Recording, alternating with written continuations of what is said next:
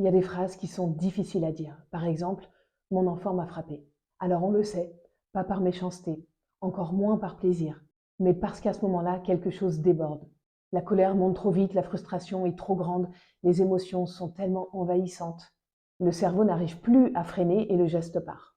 Et le parent reste là, sonné, mélangé entre la colère, la culpabilité, la peur, l'épuisement, et puis l'amour aussi dans tout ça. Chez beaucoup d'enfants neuroatypiques, la violence, c'est pas une intention, mais c'est un langage de dernier recours.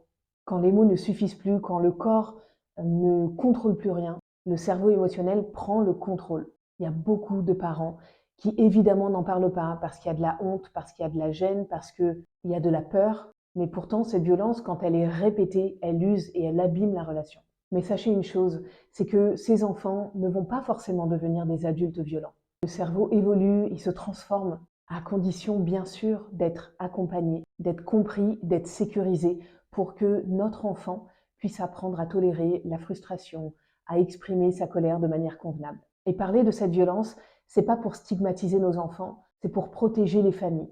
C'est reconnaître cette réalité difficile sans la banaliser. Et sachez que si vous vivez ça, vous n'êtes pas seul. Parce que je reçois beaucoup de témoignages dans ce sens-là.